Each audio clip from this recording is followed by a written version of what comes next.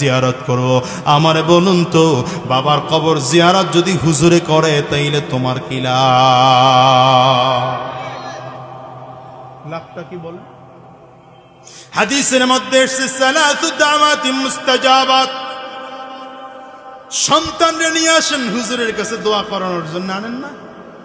কথা কয় না তো, গোমর ফাঁস করে দিয়ে যায় আজকে। সন্তানরে নিয়ে আসেন হুজুরের কাছে দোয়া করানোর জন্য। আমি আল্লাহর কসম করে বললাম, নবীর হাদিস যদি সত্য হয় এই কথাটাও সত্য। আমার মতো হুজুর কেন, আমার চেয়ে বড় হুজুরের নিয়েও যদি সন্তানের মাথায় ফু দেওয়া, আর দ্বিতীয় দিকে আপনি যদি হাত তুলে আল্লাহর কাছে দোয়া করেন, আয় আল্লাহ আমার সন্তানটারে বড় আলেম বানাও, আমার সন্তানটারে দিনদার বানাও, আমার সন্তানের ব্যবসার মধ্যে বরকত দাও। আল্লাহর কসম করে বলি, আমার বা আমার চেয়ে সিনিয়র কোনো আলেম 50,000 আলেম দোয়া করলে যেই লাভ, শুধুমাত্র একা বাবা একা মা দোয়া করলে তার চেয়ে বেশি লাভ। এটা বুঝেননি? নবীজির হাদিস সালাসু দাওয়াতিন মুস্তাজাবাত। রাসূল আরবী সাল্লাল্লাহু আলাইহি ওয়াসাল্লাম বলেন, 3 ব্যক্তির দোয়া আল্লাহর কাছে পর্দা ছাড়া কবুল হয়ে যায়। ওই ব্যক্তির দোয়া আল্লাহর কাছে পর্দা ছাড়া কবুল হয়? জোরে বলেন, কয় ব্যক্তির দোয়া পর্দা ছাড়া কবুল হয়? 3 ব্যক্তির দোয়া আল্লাহর কাছে পর্দা ছাড়া কবুল হয়ে যায়। এর মধ্যে এক ব্যক্তি দাওয়াতুল ওয়ালিদি লিল ওয়ালাদ, সন্তানের জন্য যদি বাবা আর মা আল্লাহর কাছে হাত তুলে দোয়া করে তো আল্লাহর কাছে পর্দা ছাড়া কবুল হয়ে যায়। বাস্তব উদাহরণ দিয়ে বলি, ইমাম বুখারী রাহমাতুল্লাহি আলাইহি, ইমাম বুখারী কে? যিনি বুখারী লিখছেন, বুখারী শরীফ যিনি লিখছেন, বুখারীর শরীফের এই হাদিস যিনি সংগ্রহ করেছেন তাকে ইমাম বুখারী বলা হয়। তিনি হচ্ছেন মুহাম্মদ ইবনে ইসমাঈল রাহমাতুল্লাহি আলাইহি। ছোটবেলায় একবার অন্ধ হয়ে গেলেন, চোখের দৃষ্টি শক্তি নষ্ট হয়ে গেছে, চোখ দিয়ে দেখতে পায় না। মা হাত তুলেছেন, আয় আল্লাহ আমি জানি কোনদিন মায়ের হাত সন্তানের জন্য উঠলে ফিরাও না, ফিরে নাকি?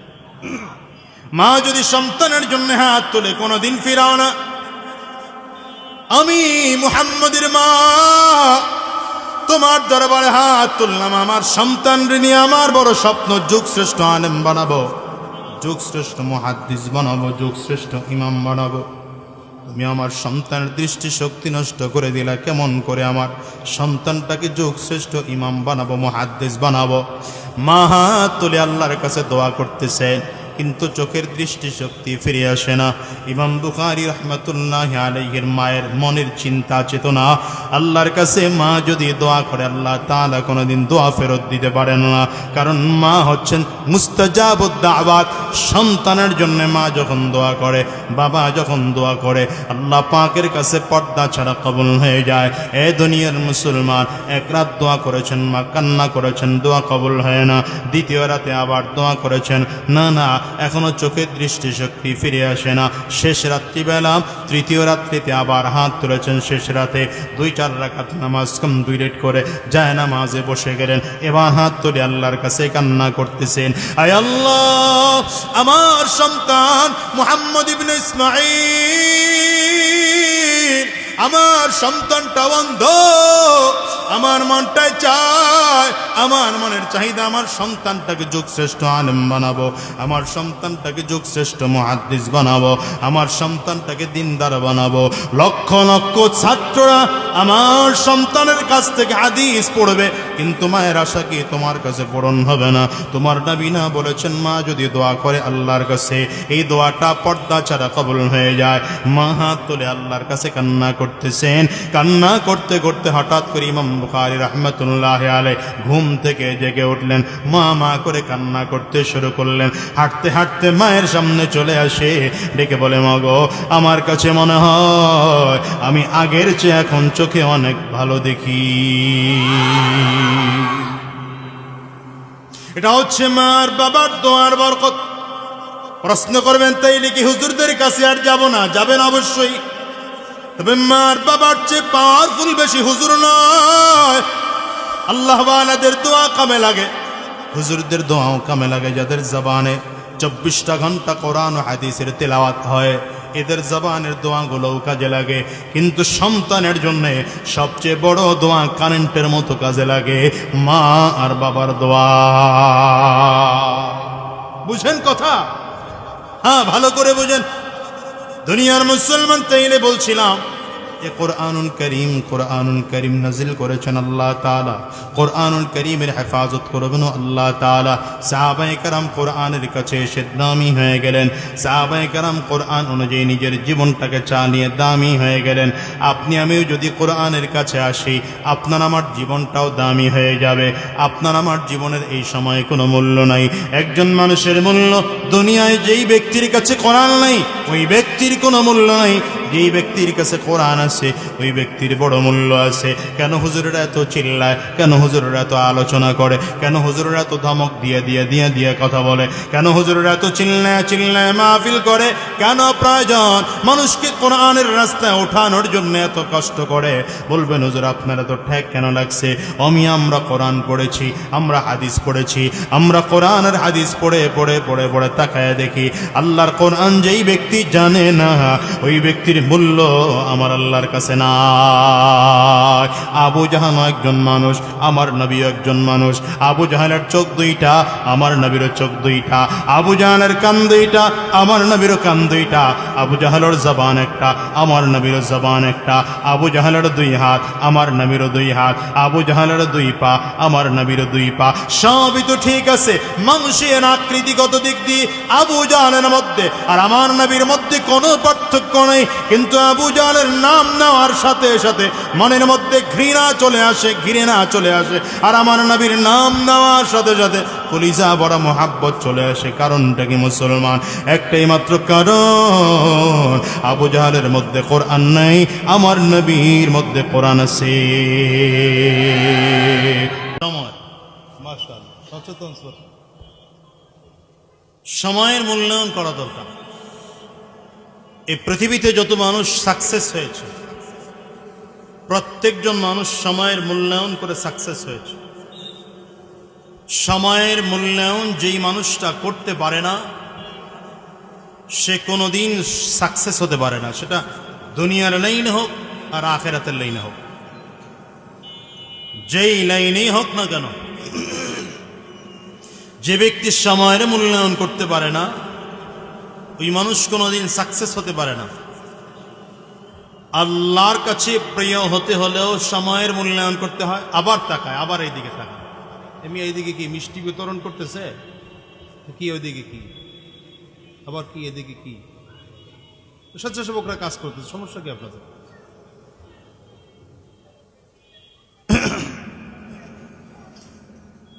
আমি এখন কথা বলতেছি, ওই দেখেন আবার বেড়া, এখন কথা বলতেছি সময়ের মূল্য নিয়ে, সে আবার ওই একই কাজ করতেছে। ওখানে একদল লোক কাজ করতেছে, স্বেচ্ছাসেবক থাকবে না মাহফিল, এরা কাজ করবে না? আজীব। কি বললাম?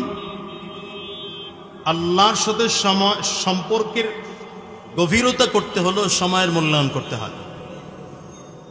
যেমন ফজর থেকে, ফজরের নামাজের শুরু এবং শেষ একটা সময় আছে নির্ধারিত, আছে না নাই? কথা বলেন। আপনি যদি নির্ধারিত সময়ে ফজরের নামাজ না পড়েন, অন্য সময়ে নামাজ পড়লে কাজ হবে?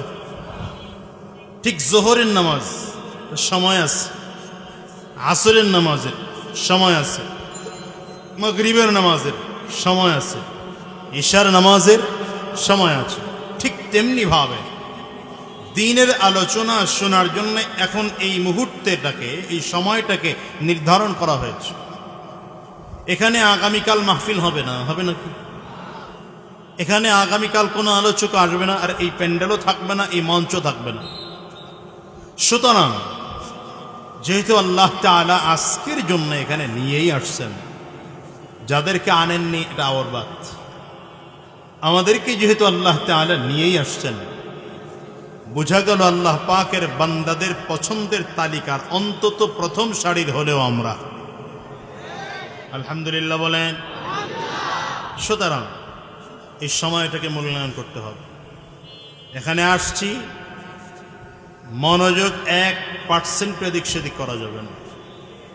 আমি মাঝে মাঝে আলোচনায় বলি, রাসূলুল্লাহ সাল্লাল্লাহু আলাইহি ওয়াসাল্লাম যখন আলোচনা করতেন, সাহাবায়ে কারাম নবীজির সামনে দাঁড়িয়ে বসে যখন আলোচনা শুনতেন, কখনো কখনো যদি পাখি এসে সাহাবীদের ঘাড়ে বসতো, তো পাখি টের পাইতো না জীবিত কোনো মানুষের ঘাড়ে বসেছি না মরা কোনো কাঠের উপরে বসছি। পৃথিবীতে কোরআন ও হাদিসের কথা হচ্ছে সবচেয়ে গুরুত্বপূর্ণ, এর চেয়ে গুরুত্বপূর্ণ কিছু হতে পারে না। আমি ব্যক্তির দাম নাই, ব্যক্তির মূল্য নাই, আমি ব্যক্তির কি মূল্য আছে, কিন্তু কথাগুলো কোরআনের, কথাগুলো হাদিসের, কথাগুলো আল্লাহর, কথাগুলো নবীর, এই কথাগুলোর দাম আছে। কথা বুঝেন? এই জন্য যিনি কথা বলেন সেই ব্যক্তির দাম না থাকতে পারে, কারণ আমি তো কথা বলি না, কথা বলাচ্ছেন একজন, ঠিক নেই? আমরা সাউন্ড বক্স হয়ে মাইকের মতো সাউন্ড আল্লাহ এবং রাসূলের কথাগুলো আপনাদের কাছে দিচ্ছি। এই যে অনেকে বলে হুজুর নতুন ওয়াজ করেন, নতুন ওয়াজের কিছু নাই।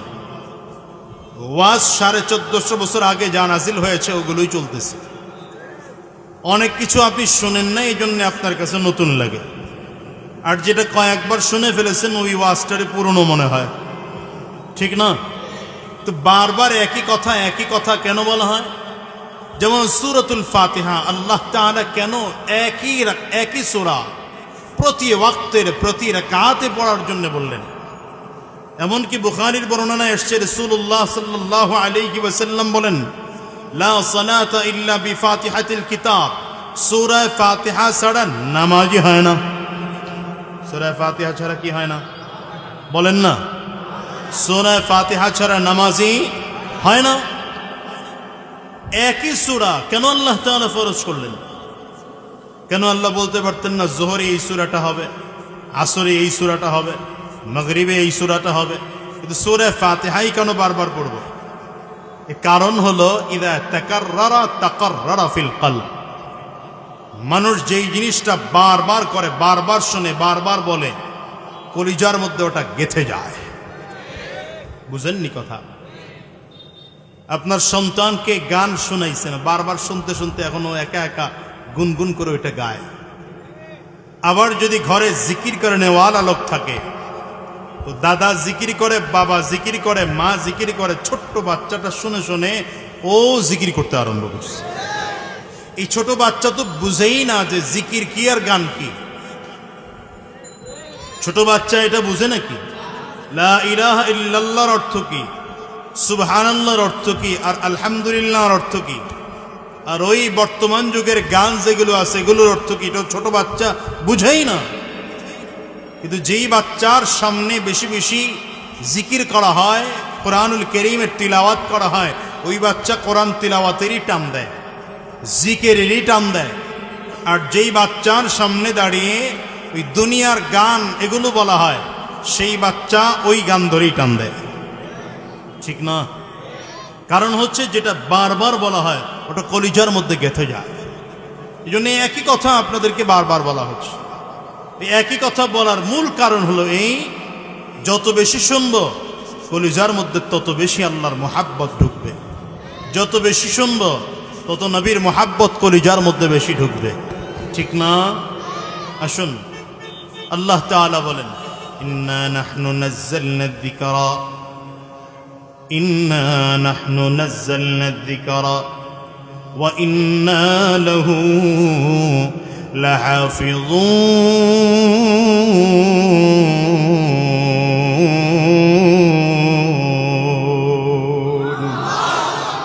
কুরআনুল কারীম নাজিল করেছেন কে? ডান হাতের আঙ্গুলটা উঁচা করে বলেন শাহাদাত। সবাই জোরে উঁচা করে বলেন কে? কুরআনুল কারীম নাজিল করেছেন কে? আল্লাহ বলেন, কুরআনুল কারীম নাজিল করেছি আমি আল্লাহ, আর এই কোরআনের হেফাজত করার দায়িত্ব নিলাম আমি আল্লাহ। কোরআন নাজিলের দায়িত্ব কার? কোরআন নাজিল করেছেন কে? হেফাজতের দায়িত্ব কার? এখন আপনার আমার কোনো ডিউটি নেই, কি কম? যেহেতু আল্লাহ কোরআন হেফাজত করবে, আমরা দুনিয়ার আকাম কুকাম যা আছে সব করব। আমাদের কিছু দায়িত্ব আছে নি? কি দায়িত্ব আছে? ছোট্ট উদাহরণ দিলে বুঝবেন। আচ্ছা বলেন, রিজিকের মালিক কে? চাকরি করেন কেন? বলেন, রিজিকের মালিক কে? ব্যবসা করেন কেন? এই তো বুঝছে মাশা ওসিলা। রিজিকের মালিক আল্লাহ, কিন্তু আল্লাহ পাকের ডাইরেক্ট নিজাম এটা নয় যে আপনি চাকরি করবেন না, ব্যবসা বাণিজ্য করবেন না, কামাইও করবেন না, ভবগুরের মতো করে ঘুরে ঘুরে বেড়াবেন, আর আপনার ঘরের ছাদ ফাইরা আল্লাহ তাআলা রিজিক আপনার ঘরে দিয়ে দিবে।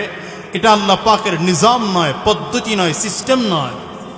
আল্লাহ পাকের নিজাম আর পদ্ধতি হচ্ছে হালাল উপায় ইনকামের চেষ্টা করো, আমি আল্লাহ বরকত দেব। ঠিক না? কথা বলেন। সন্তান দেওয়ার মালিক কে? এরপরও বিয়ে করি কেন? ওটা ওসিলা, ওটা মাধ্যম। ঠিক তেমন রিজিকের মালিক আল্লাহ, এরপরেও চাকরি করতে হয়। রিজিকের মালিক আল্লাহ, এরপরে ব্যবসা করতে হয়। রিজিকের মালিক আল্লাহ, এরপরেও রিজিকের জন্য চেষ্টা আর ফিকির আর মেহনত করতে হয়। ঠিক তেমন কোরআন হেফাজতকারী আল্লাহ তাআলা, কোরআন নাজিল করেছেন আল্লাহ, কোরআন হেফাজতের চূড়ান্ত দায়িত্ব আমার আল্লাহ পাকের। তো এরপরেও আপনাকে আমাকে কোরআন রক্ষার জন্যে চেষ্টা আর ফিকির আর মেহনত করতে হবে। প্রয়োজনে কোরআন রক্ষার জন্যে রক্ত ঝরানোর প্রয়োজন হলে সাহাবায়ে কেরামদের মতো রক্ত ঝরাতে হবে। প্রয়োজনে সাহাবায়ে কেরামদের মতো জীবন দেওয়ার প্রশ্ন আসলে কোরআনের জন্য জীবনটাও দিতে হবে। কোরআন হেফাজতের জন্য প্রথম দায়িত্ব। কেন মাদ্রাসা? কোরআন হেফাজতের জন্য। কেন মসজিদ? কোরআন হেফাজতের জন্য। কেন জুমার দিনের খুতবা? কোরআন হেফাজতের জন্য। কেন এই বয়ান? কোরআন হেফাজতের জন্য। কেন মানুষকে দ্বীনের আলোচনা শোনানো? এটা কোরআন হেফাজতের জন্য। কারণ মানুষ যত কোরআন ওয়ালা হবে, কোরআন তত হেফাজত থাকবে। ঠিক না? আমি শুরুতে বলেছিলাম তাওরীত কিতাবের অরিজিনাল কপি এখন আর খুঁজে পাওয়া যায় না, চাইলেও সম্ভব না। জবুরের অরিজিনাল কপি আর খুঁজে পাবেন না। ইনজিলের অরিজিনাল কপি আর খুঁজে পাবেন না। আসমানি 100খানা রিসালার অরিজিনাল কপি আর খুঁজে পাবেন না। কিন্তু কোরআনুল কারীম নাজিল হয়েছে 1450 বছর আগে। আজও কোরআনুল কারীমের একটা দুইটা কপি নয়, কোটি কোটি কোটি কোটি কপি সারা পৃথিবীর মধ্যে অরিজিনাল কপি রয়েছে। এটা জের জবর পেশ নুক্তার ব্যবধান পর্যন্ত হয়নি। শুধু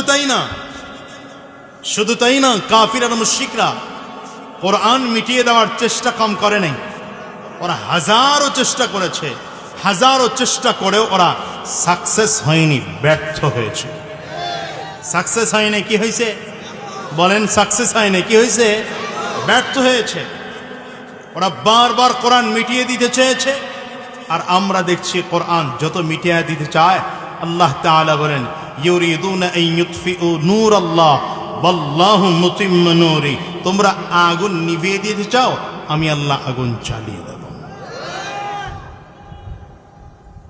আর আলহামদুলিল্লাহ বাংলাদেশ তো মনে হয় এটা কোরআনের দেশ। এদেশের মাটির ইঞ্চি ইঞ্চির মধ্যে কোরআনের মগজ রয়েছে। এদেশের প্রতিটা মানুষের শরীর থেকে কোরআনের ঘ্রাণ আসে। কথা বলেন না? কারণ যে আরব দেশে, যেই দেশে কোরআনুল কারীম নাজিল হয়েছে, সেই দেশে প্রতিযোগিতা হলে আলহামদুলিল্লাহ একবার নয়, দুইবার নয়, বারবার বারবার বারবার আমার দেশের সন্তানগুলো কোরআনের প্রতিযোগিতায় চ্যাম্পিয়ন হয়ে বাংলাদেশে। ঠিক না? আল কোরআনের ডাক এসেছে, বলেন আল কোরআনের ডাক এসেছে, চলে আয় সকলে মিলে, আয় রে নবীন আয় রে প্রবীণ, ছুটে পতাকা তলে।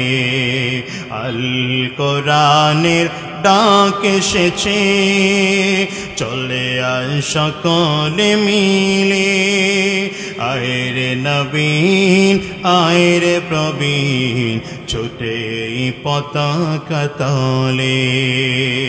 কোরআন মোদের পথের পথে কোরআন মোদের আশা, রসুল মোদের আলোর দিশারি, রসুল ভালোবাসা।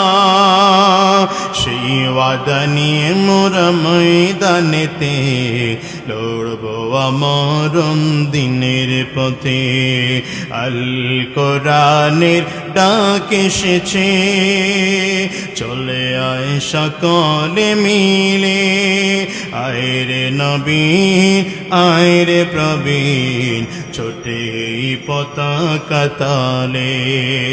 আয় রে নবীন আয় রে প্রবীণ, ছোটে পতাকা তালে।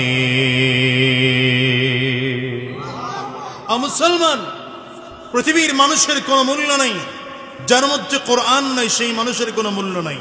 যেই ব্যক্তির মধ্যে কোরআন আছে সেই ব্যক্তির মূল্য পুরো পৃথিবী, আসমান জমিন এবং আসমান জমিনের মধ্যে যা আছে তার থেকেও বেশি, তার থেকেও বেশি। একজন মানুষের মূল্য যার মধ্যে কি আছে? কোরআন আছে। আর যার মধ্যে কোরআন নাই ওই মানুষটার মূল্য নাই।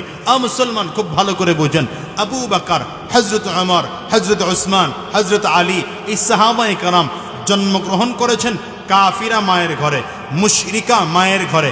কাফির বাবার ঔরসে, মুশরিক বাবার ঔরসে। জন্মসূত্রে সাহাবায়ে কেরাম ছিলেন জাহান্নামের আসামি।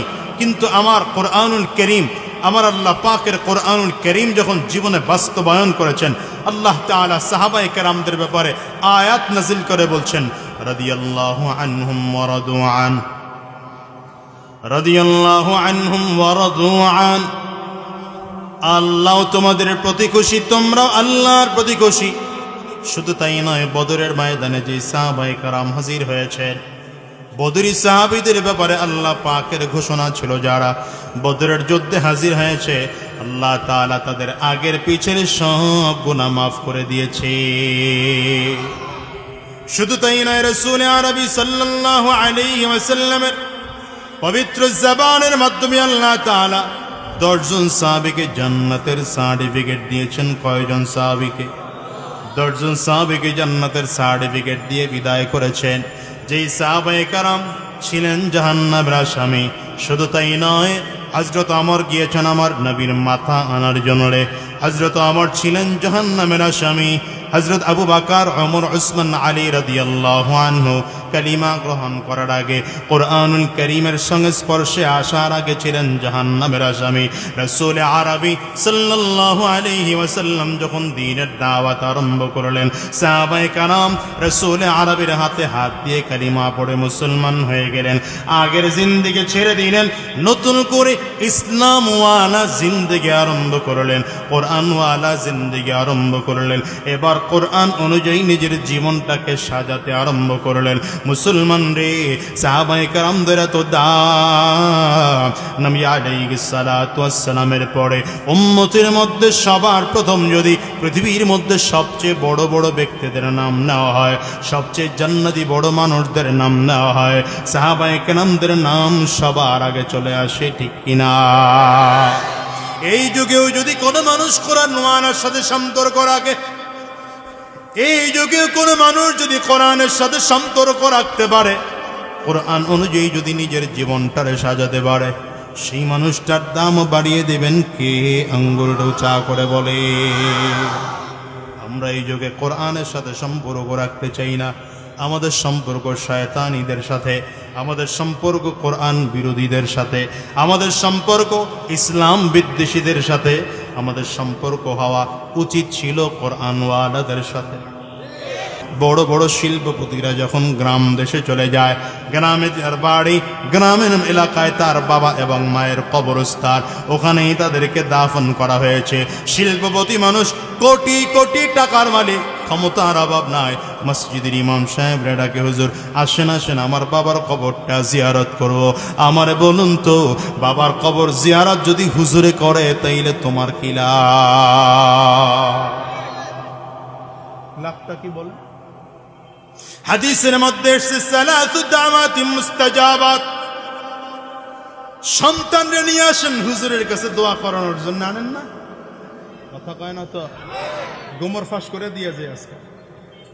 সন্তানটা নিয়ে আসেন হুজুরের কাছে দোয়া করানোর জন্য। আমি আল্লাহর কসম করে বললাম, নবীর হাদিস যদি সত্য হয় এই কথাটাও সত্য। আমার মতো হুজুর কেন, আমার চেয়ে বড় হুজুরের নিয়েও যদি সন্তানের মাথায় ফু দেওয়া, আর দ্বিতীয় দিকে আপনি যদি হাত তুলে আল্লাহর কাছে দোয়া করেন, আয় আল্লাহ আমার সন্তানটারে বড় আলেম বানাও, আমার সন্তানটারে দিনদার বানাও, আমার সন্তানের ব্যবসার মধ্যে বরকত দাও। আল্লাহর কসম করে বলি, আমার বা আমার চেয়ে সিনিয়র কোনো আলেম 50,000 আলেম দোয়া করলে যে লাভ, শুধুমাত্র একা বাবা একা মা দোয়া করলে তার চেয়ে বেশি লাভ। এটা বুঝেননি? নবীজির হাদিস, সালাসু দাওয়াতিন মুস্তাজাবাত, রাসূল আরবী সাল্লাল্লাহু আলাইহি ওয়াসাল্লাম বলেন, 3 ব্যক্তির দোয়া আল্লাহর কাছে পর্দা ছাড়া কবুল হয়ে যায়। কয় ব্যক্তির দোয়া আল্লাহর কাছে পর্দা ছাড়া কবুল হয়? জোরে বলেন, কয় ব্যক্তির দোয়া পর্দা ছাড়া কবুল হয়? 3 ব্যক্তির দোয়া আল্লাহর কাছে পর্দা ছাড়া কবুল হয়ে যায়। এর মধ্যে এক ব্যক্তি দাওয়াতুল ওয়ালিদি লিল ওয়ালাদ, সন্তানের জন্য যদি বাবা আর মা আল্লাহর কাছে হাত তুলে দোয়া করে তো আল্লাহর কাছে পর্দা ছাড়া কবুল হয়ে যায়। বাস্তব উদাহরণ দিয়ে বলি, ইমাম বুখারী রাহমাতুল্লাহি আলাইহি, ইমাম বুখারী কে? যিনি বুখারী লিখছেন, বুখারী শরীফ যিনি লিখছেন, বুখারীর শরীফের এই হাদিস যিনি সংগ্রহ করেছেন তাকে ইমাম বুখারী বলা হয়। তিনি হচ্ছেন মুহাম্মদ ইবনে ইসমাঈল রাহমাতুল্লাহি আলাইহি। ছোটবেলায় একবার অন্ধ হয়ে গেলেন, চোখের দৃষ্টি শক্তি নষ্ট হয়ে গেছে, চোখ দিয়ে দেখতে পায় না। মা হাত তুলেছেন, আয় আল্লাহ, আমি জানি কোনোদিন মায়ের হাত সন্তানের জন্য উঠলে ফিরাও না, ফিরে নাকি? মা যদি সন্তানের জন্য হাত তোলে কোনোদিন ফিরাও না। আমি মুহাম্মদের মা তোমার দরবারে হাত তুললাম, আমার সন্তান নিয়ে আমার বড় স্বপ্ন, যুগ শ্রেষ্ঠ আলেম বানাবো, যুগ শ্রেষ্ঠ মুহাদ্দিস বানাবো, যুগ শ্রেষ্ঠ ইমাম বানাবো। তুমি আমার সন্তানের দৃষ্টি শক্তি নষ্ট করে দিলা, কেমন করে আমার সন্তানটাকে যুগ শ্রেষ্ঠ ইমাম বানাবো, মুহাদ্দিস বানাবো? মা হাত তুলে আল্লাহর কাছে দোয়া করতেছেন, কিন্তু চোখের দৃষ্টি শক্তি ফিরে আসে না। ইমাম বুখারী রাহমাতুল্লাহি আলাইহির মায়ের মনের চিন্তা চেতনা, আল্লাহর কাছে মা যদি দোয়া করে আল্লাহ তাআলা কোনোদিন দোয়া ফেরত দিতে পারেন না, কারণ মা হচ্ছেন মুস্তাজাবুদ দাওয়াত। সন্তানের জন্য মা যখন দোয়া করে, বাবা যখন দোয়া করে, আল্লাহ পাকের কাছে পর্দা ছাড়া কবুল হয়ে যায়। এ দুনিয়ার মুসলমান, এক রাত দোয়া করেছেন, মা কান্না করেছেন, দোয়া কবুল হয় না। দ্বিতীয় রাতে আবার দোয়া করেছেন, না না এখনো চোখের দৃষ্টি শক্তি ফিরে আসে না। শেষ রাত্রিবেলা, তৃতীয় রাত্রিতে আবার হাত তুলেছেন। শেষ রাতে 2-4 রাকাত নামাজ কমপ্লিট করে যায় নামাজে বসে গেলেন। এবার হাত তুলে আল্লাহর কাছে কান্না করতেছেন, আয় আল্লাহ, আমার সন্তান মুহাম্মদ ইবনে ইসমাঈল, আমার সন্তানটা অন্ধ, আমার মনটায় চায়, আমার মনের চাহিদা আমার সন্তানটাকে যুগ শ্রেষ্ঠ আলেম বানাবো, আমার সন্তানটাকে যুগ শ্রেষ্ঠ মুহাদ্দিস বানাবো, আমার সন্তানটাকে দিনদার বানাবো। লক্ষ লক্ষ ছাত্ররা আমার সন্তানের কাছ থেকে হাদিস পড়বে, কিন্তু মায়ের আশা কি তোমার কাছে পূরণ হবে না? তোমার নবী না বলেছেন, মা যদি দোয়া করে আল্লাহর কাছে, এই দোয়াটা পর্দা ছাড়া কবুল হয়ে যায়। মা হাত তুলে আল্লাহর কাছে কান্না করতেছেন। কান্না করতে করতে হঠাৎ করে ইমাম বুখারী রাহমাতুল্লাহি আলাইহি ঘুম থেকে জেগে উঠলেন, মা মা করে কান্না করতে শুরু করলেন। হাঁটতে হাঁটতে মায়ের সামনে চলে আসে, ডেকে বলে, মা গো, আমার কাছে মনে হয় আমি আগের চেয়ে এখন চোখে অনেক ভালো দেখি। এটা হচ্ছে মার বাবার দোয়ার বরকত। প্রশ্ন করবেন, তাইলে কি হুজুরদের কাছে আর যাব না? যাবেন অবশ্যই, তবে মার বাবার চেয়ে পাওয়ারফুল বেশি হুজুর নয়। আল্লাহ ওয়ালাদের দোয়া কামে লাগে, হুজুরদের দোয়াও কামে লাগে। যাদের জবানে 24টা ঘন্টা কোরআন ও হাদিসের তেলাওয়াত হয়, এদের জবানের দোয়াগুলোও কাজে লাগে। কিন্তু সন্তানের জন্য সবচেয়ে বড় দোয়া কারেন্টের মতো কাজে লাগে, মা আর বাবার দোয়া। বুঝেন কথা? হ্যাঁ, ভালো করে বুঝেন। দুনিয়ার মুসলমান, তাইলে বলছিলাম এ কোরআনুল করিম নাজিল করেছেন আল্লাহ তাআলা। কোরআনুল করিমের হেফাজত করবেন আল্লাহ তাআলা। সাহাবায়ে কেরাম কোরআনের কাছে এসে দামি হয়ে গেলেন। সাহাবায়ে কেরাম কোরআন অনুযায়ী নিজের জীবনটাকে চালিয়ে দামি হয়ে গেলেন। আপনি আমিও যদি কোরআনের কাছে আসি, আপনার আমার জীবনটাও দামি হয়ে যাবে। আপনার আমার জীবনের এই সময়ে কোনো মূল্য নাই। একজন মানুষের মূল্য দুনিয়ায় যেই ব্যক্তির কাছে কোরআন নাই ওই ব্যক্তির কোনো মূল্য নাই। যেই ব্যক্তির কাছে কোরআন আছে ওই ব্যক্তির বড় মূল্য আছে। কেন হুজুরেরা এত চিল্লায়? কেন হুজুরেরা এত আলোচনা করে? কেন হুজুরেরা এত ধমক দিয়ে কথা বলে? কেন হুজুরেরা এত চিল্লায় মাহফিল করে? কেন প্রয়োজন মানুষকে কোরআনের রাস্তায় ওঠানোর জন্য এত কষ্ট করে? বলবেন হুজুর আপনার এত ঠেক কেন লাগছে? আমরা কোরআন পড়েছি, আমরা হাদিস পড়েছি, আমরা কোরআন আর হাদিস পড়ে তাকায় দেখি আল্লাহর কোরআন যেই ব্যক্তি জানে না ওই ব্যক্তির মূল্য আমার আল্লাহর কাছে না। আবু জাহাল একজন মানুষ, আমার নবী একজন মানুষ। আবু জাহালের চোখ দুইটা, আমার নবীর চোখ দুইটা। আবু জাহালের কান দুইটা, আমার নবীর কান দুইটা। আবু জাহালের জবান একটা, আমার নবীর জবান একটা। আবু জাহালের দুই হাত, আমার নবীর দুই হাত। আবু জাহালের দুই পা, আমার নবীর দুই পা। সবই তো ঠিক আছে মানুষের আকৃতিগত দিক দিয়ে আবু জাহালের মধ্যে আর আমার নবীর মধ্যে কোনো পার্থক্য নেই। কিন্তু আবু জাহালের নাম নেওয়ার সাথে সাথে মনের মধ্যে ঘৃণা চলে আসে, আর আমার নবীর নাম নেওয়ার সাথে সাথে কলিজা বড় মোহাব্বত চলে আসে। কারণটা কি মুসলমান? একটাই মাত্র কারণ, আবু জাহালের মধ্যে কোরআন নাই, আমার নবীর মধ্যে কোরআন আছে। কোরআন জানতে হবে কি হবে না? জোরে বলেন, কোরআন জানতে হবে কি হবে না? তাই বলে আবার এখন আমরা হুজুররাই তো ফতোয়া দিয়া রাখছি, যদি কোনো ব্যক্তি অর্থ ছাড়া কোরআন পড়ে তাইলে কোনো লাভ নাই। দিয়ে রাখছি না আবার ফতোয়া? শুনেন, ভালো করে শুনেন। কোরআনুল কারীম অর্থ জানলেও সওয়াব, অর্থ না জানলেও সওয়াব। কোরআনুল কারীম তিলাওয়াত করলেও সওয়াব, কেউ যদি তিলাওয়াত করে শুনলেও সওয়াব। এই কোরআন তো একটা মুজিজার কিতাব। কোরআনের আয়াতকে কেন আয়াত বলা হয় জানেন? আয়াত শব্দের অর্থ হলো নিদর্শন। আয়াত শব্দের অর্থ কি? কোরআনুল কারীমের প্রতিটি আয়াত আল্লাহ পাকের এক একটা নিদর্শন। ওই কাফির মুশরিকরা যখন কোরআন নিয়ে সমালোচনা করেছিল, আল্লাহ তাআলা বলেছিলেন যদি পারো তাহলে কোরআনের মতো একটা কোরআন বানায় দেখাও। তো কোরআন তো 30 পারাওয়ালা, কোরআন তো 14 সূরাওয়ালা, কোরআন তো 114 সূরাওয়ালা কোরআন না। মক্কার কাফিররা পারে নাই চ্যালেঞ্জ গ্রহণ করতে। আল্লাহ বললেন কোরআনের মতো কোরআন বানাইতে না পারলে কোরআনের সূরার মতো একটা সূরা বানাও। না, পারে নাই এরা কোরআনের সূরার মতো সূরা না। আরে সূরা তো বড় সূরা, বড় সূরার কথা বলা হয়নি। সূরা বাকারার মতো বড় বড় সূরা নয়, সূরা আল ইমরানের মতো বড় বড় সূরা নয়, সূরা ইয়াসিনের মতো বড় বড় সূরা নয়। কোরআনুল কারীমের সবচেয়ে ছোট্ট সূরা সূরাতুল কাউসার, মাত্র 3 আয়াত বিশিষ্ট এই ছোট্ট সূরার মতো সূরা মক্কার কাফির মুশরিকরা বানাইতে পারে নাই। আল্লাহ তাআলা বললেন আমি আয়াতকে আয়াত নাম রাইখা বুঝাইতে চাইলাম, যদি পারো কিয়ামত পর্যন্ত চ্যালেঞ্জ থাকলো কোরআনের মতো কোরআন বানাইতে পারো নাই, সূরার মতো সূরা বানাইতে পারো নাই, পারলে আয়াতের মতো আয়াত বানায় দেখাও। চ্যালেঞ্জ দিয়েছেন আল্লাহ তাআলা 1450 বছর আগে, আজ পর্যন্ত একটা আয়াত কেউ বানাইতে পারে না। কথা কয় না? আমি তো এই জন্য মাঝে মাঝে বলি যে আল্লাহর কোরআনের জীবন্ত মুআজিজা হচ্ছে বর্তমান যুগের হাফেজ কোরআনরা। সারা পৃথিবীর কাফিররা মুশরিকরা মিলে যদি মনে করে ছাপাখানা জ্বালিয়ে পুড়িয়ে ছাই করে দেব, মাদ্রাসা রাখবো না, মসজিদ রাখবো না, লাইব্রেরি রাখবো না, মসজিদগুলোর থেকে কোরআনের কপিগুলো কালেকশন করে করে সব জ্বালিয়ে পুড়িয়ে ছাই করে দেব, আল্লাহর কসম জ্বালিয়ে পুড়িয়ে ছাই করে দিতে পারো, একদিনের মধ্যে গোটা পৃথিবীর হাফেজরা মিলে এই কোরআন আবার নতুন করে হুবহু লিখবে, জের জবর পেশ নুক্তার পর্যন্ত ব্যবধান হবে না, যা কোরআন তা সেট করা। ইতিহাস শুনিয়ে যাই, পুরোটা যখন মহাভারত ছিল, বাংলাদেশ পাকিস্তান ভারত যখন ভাগ হয়নি, পুরোটা মহাভারত ইংরেজদেরকে এদেশ থেকে বিতাড়িত করা হলো। ওরা গিয়েছে ঠিক, কিন্তু ওদের চক্রান্ত বন্ধ হয়নি। ওরা চক্রান্ত করেছে কি চক্রান্ত?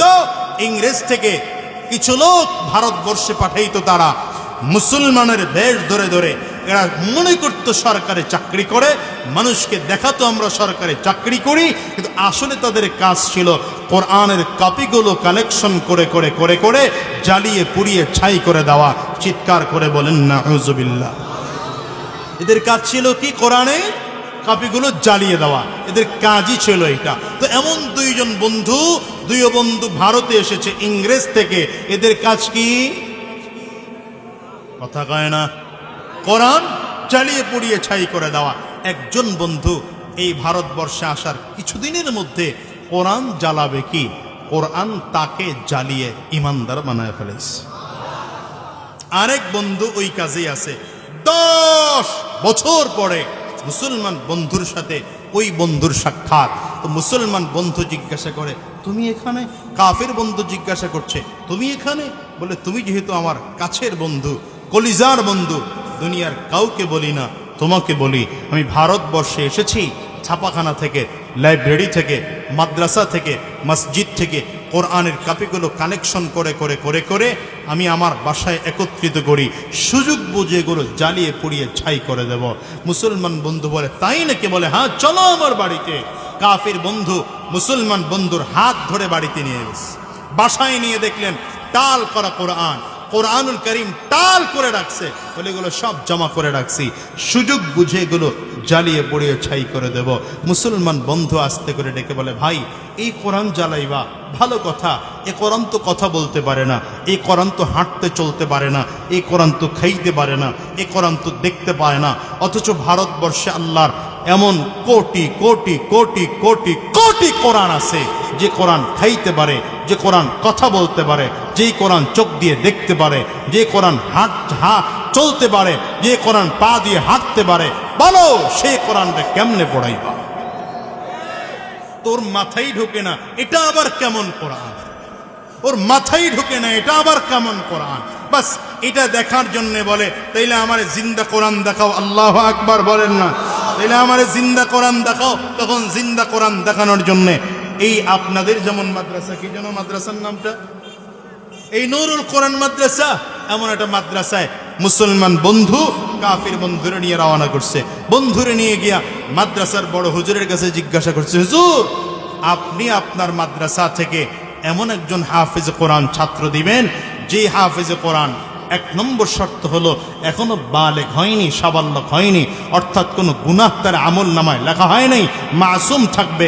2 নম্বর হচ্ছে সে যেন একভাবে দাঁড়িয়ে লোকমা ছাড়া পুরো কোরআন শোনাতে পারে। তো মাদ্রাসার অনেক ছাত্রের মধ্যে একজন থাকতেই পারে এমন।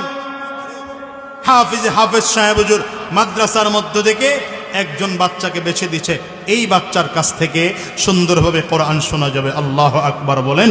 ছোট বাচ্চা বলে, ছোট বাচ্চাকে জিজ্ঞাসা করছে, তুমি কি আমাদেরকে কোরআন শোনাইতে পারবা? ছোট বাচ্চা বলে, আমি শোনাইতে পারবো, তবে আমার শর্ত হলো আপনারা যেভাবে শুনতে চান এইভাবে শোনাবো না। যদি শুনতেই হয় চমৎকার করে গোসল করে, ওযু করে, পবিত্র হইয়া সুন্দর করে কাপড় পরিধান করে মসজিদে কিবলামুখী হয়ে বসতে হবে, তাহলে আমি আপনাদেরকে কোরআন শোনাবো।